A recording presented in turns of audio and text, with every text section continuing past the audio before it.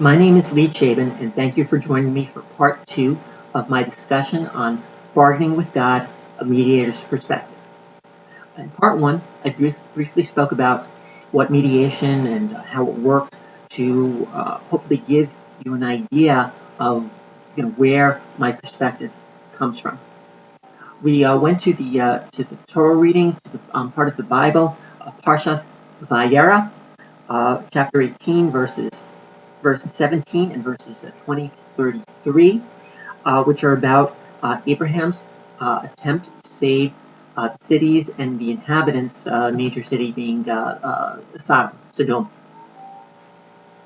I noted that the bargaining was very much by the numbers. Abraham asked of God if there are 50 righteous people, can the cities and the inhabitants be spared? And God answered yes. Abraham went further and said, well, what if there are 45 people, 40 people, or 30, or 20, or 10 righteous people? And in each instance, Hashem agreed that if there are that many number of people, in the end 10 righteous people, not only will the righteous be spared, everybody will be spared. That's one way to negotiate.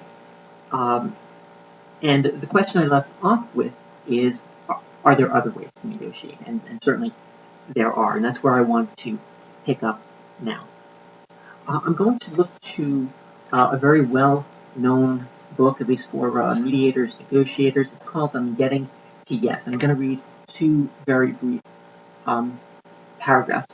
And the purpose of the story is to show the difference between starting positions, which can be incompatible and block progress. So the difference between starting positions, and finding out the underlying interest and needs. When we look to parties' interests and needs, we can have a different discussion and often make progress that cannot be made just by listening to the position. So reading from Getting to Yes. Consider the story of two men quarreling in a library. One wants the window open and the other wants it closed. They bicker back and forth about how much to leave it open. Crack halfway, 3/4 of the way, no solution satisfies them both. Enter the librarian. She asks one why he wants the window open, and he responds, to get some fresh air. She asks the other why he wants it closed, to avoid a draft. After thinking a minute, she opens wide a window in the next room, bringing in fresh air without a draft. So that's one small but I think very informative example.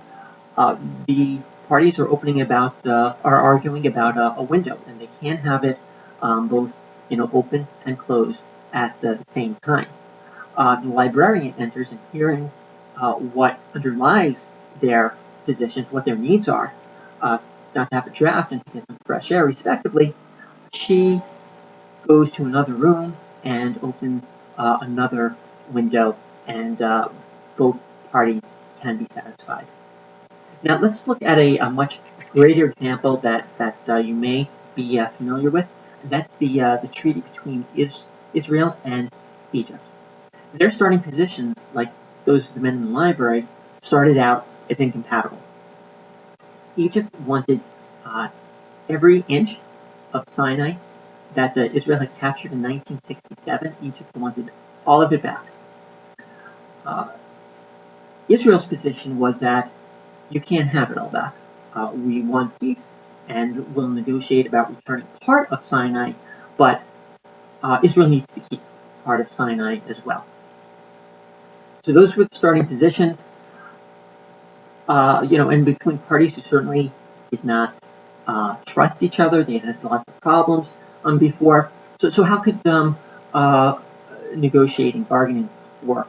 And the answer is that negotiators helped to get beyond those starting positions and talk about what the respective parties needed.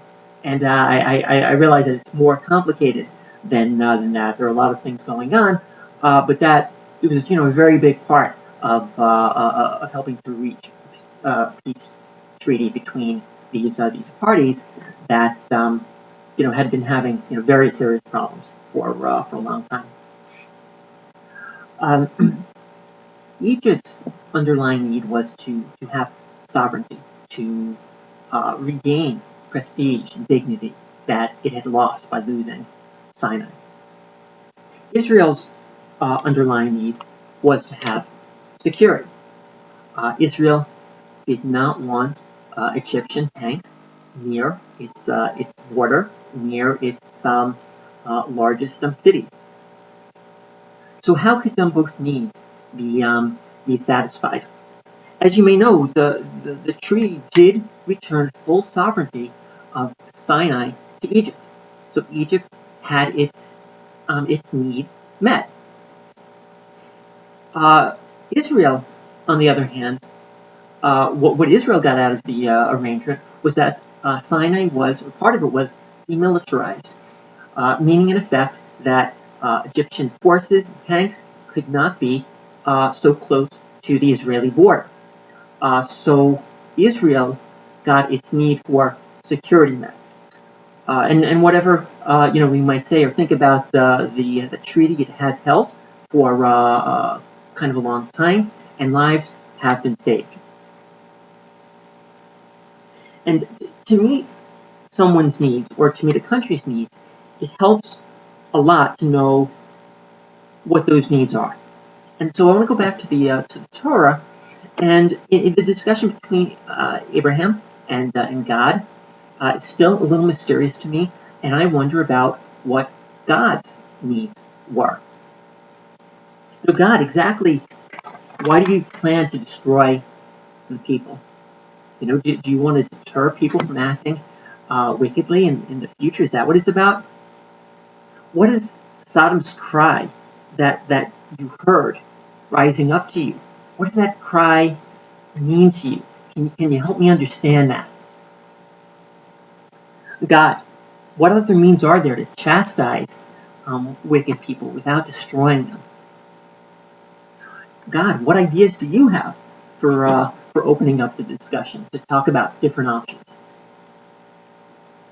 God, we're influenced by the people around us, which is why you instruct us to stay away from the wicked.